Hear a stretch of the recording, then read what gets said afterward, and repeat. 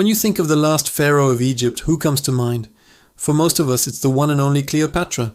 But have you ever wondered why she was the last? Why did a civilization that lasted for 3,000 years, with over 30 dynasties, end with her? The story is a whirlwind of power, politics, and romance, a blockbuster epic that played out in real life.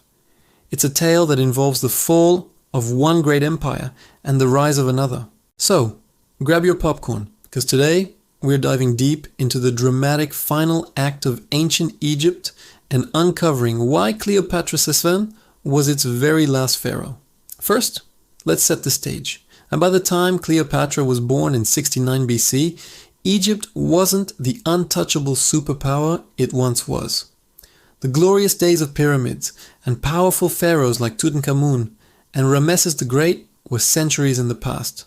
For a long time, Egypt had been under the rule of the Ptolemaic dynasty, a Greek Macedonian royal family, established by Ptolemy the Soter, one of Alexander the Great's generals. That's right, Cleopatra herself wasn't ethnically Egyptian. She was part of a Greek dynasty that had ruled Egypt for nearly 300 years. This is a crucial point. While the Ptolemies adopted many Egyptian customs, like calling themselves pharaohs and worshipping Egyptian gods alongside their own, they remained a foreign ruling class. They mostly spoke Greek and governed from the magnificent, multicultural city of Alexandria. Cleopatra was a rare exception. She was one of the first and only Ptolemaic rulers to actually learn the Egyptian language. This brilliant move helped her connect with her people in a way her ancestors never could, earning her a level of loyalty and respect that was vital for her survival. But even with her intelligence and charm, Cleopatra inherited a kingdom in crisis. Internally, there was constant conflict within her own family. The Ptolemaic court was notorious for its sibling rivalries, plots and power grabs. Cleopatra herself had to fight her own brother, Ptolemy III, for the throne. They were meant to rule together as husband and wife, a common Ptolemaic tradition, but their alliance quickly fell apart, leading to a bitter civil war. Egypt was a house divided, making it incredibly vulnerable. And that's where the real game changer comes in: Rome. While Egypt was weakening from the inside, the Roman Republic was expanding its power across the Mediterranean at an incredible pace. Rome was the new superpower on the block, and Egypt, with its immense wealth, particularly its grain supply, was a prize they couldn't ignore. For decades, Rome had been meddling in Egyptian politics, acting as a sort of kingmaker for the Ptolemies. They weren't just neighbors, they were the looming giant next door, and their influence was inescapable. This is where Cleopatra's genius truly shines. She knew she couldn't defeat Rome with military might. Her only chance was to play the game of politics, to use her wit, her charm, and her political savvy to ally herself with the most powerful men in Rome. She needed a Roman champion to secure her throne and protect Egypt's independence. Her first major move was to align with none other than Julius Caesar. The story of their meeting is legendary. Smuggled into the palace in Alexandria, rolled up in a carpet, she presented herself to Caesar. He was captivated, but this wasn't just a romance, it was a strategic alliance. Caesar, who had arrived in Egypt chasing his rival Pompey, saw an opportunity. By backing Cleopatra in her civil war against her brother, he could install a friendly, loyal ruler on the Egyptian throne. He helped her defeat her brother's forces, and in return Cleopatra gave Caesar the financial support he needed, and famously a son, Caesarion. With Caesar's backing, Cleopatra's position as pharaoh was secure. For a while, for a brief period, things looked good. Cleopatra was firmly in control of Egypt, with a powerful Roman protector. She even visited Rome, living there as Caesar's guest. It seemed her strategy had worked. She was using Rome's power to guarantee Egypt's sovereignty. But then, disaster struck. In 44 BC, Julius Caesar was assassinated on the Ides of March, and the Roman world was thrown into chaos once more. Cleopatra's protector was gone, and she had to retreat to Egypt, her future uncertain. Rome was once again engulfed in a civil war. this time between Caesar's assassins and his heirs, primarily his adopted son Octavian and his loyal general Mark Antony. Cleopatra had to choose a side again. Her choice was Mark Antony. Antony was now the most powerful man in the eastern half of the Roman world, and he, like Caesar before him, needed Egypt's wealth to fund his armies and his political ambitions. Their meeting in Tarsus is as famous as her carpet trick with Caesar. She sailed up the Cydnus River in a magnificent barge, dressed as the goddess Venus or Aphrodite. Antony was instantly smitten. What began as a political alliance quickly blossomed into one of history's most famous love affairs. They became partners in power and in life, having 3 children together. For nearly a decade, Antony and Cleopatra ruled the East from Alexandria, dreaming of a grand Hellenistic empire.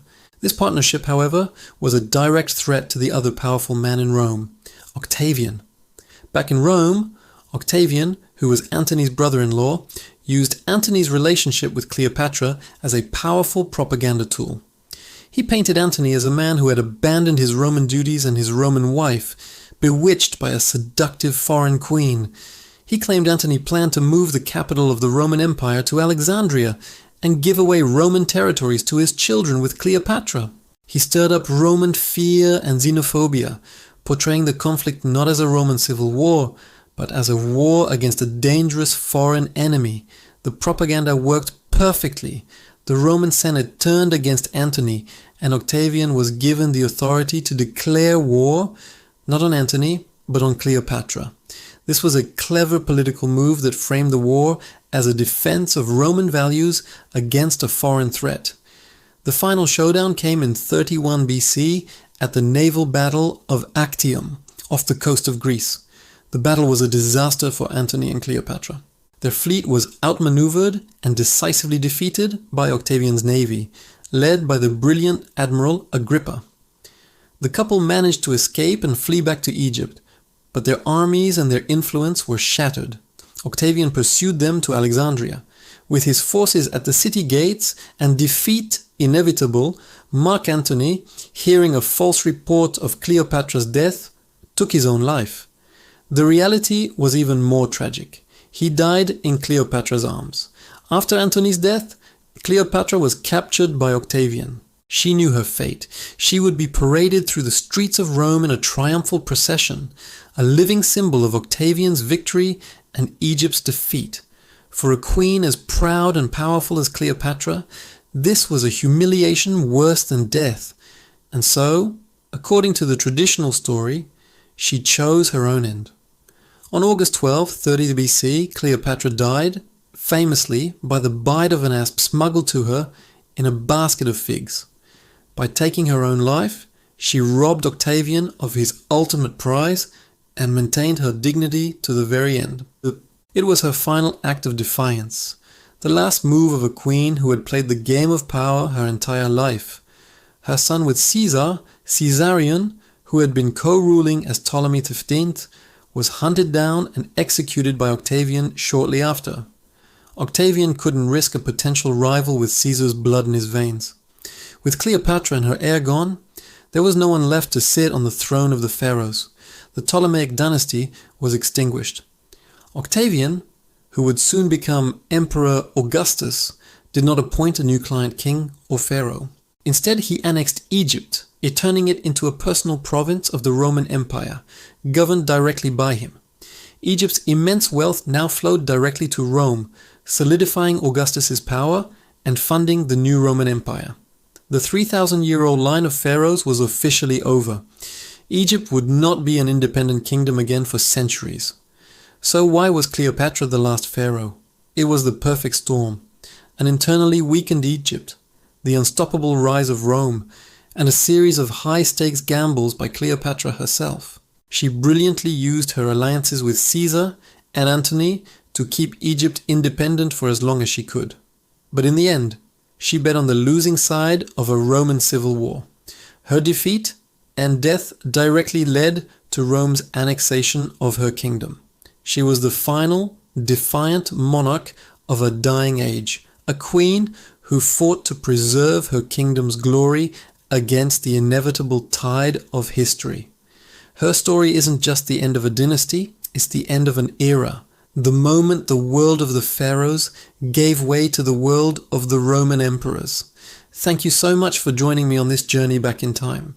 If you found this story as fascinating as I do, please hit that like button and don't forget to subscribe and ring the bell so you won't miss our next historical deep dive. What other historical mysteries should we uncover? Let me know in the comments below. Until next time, stay curious.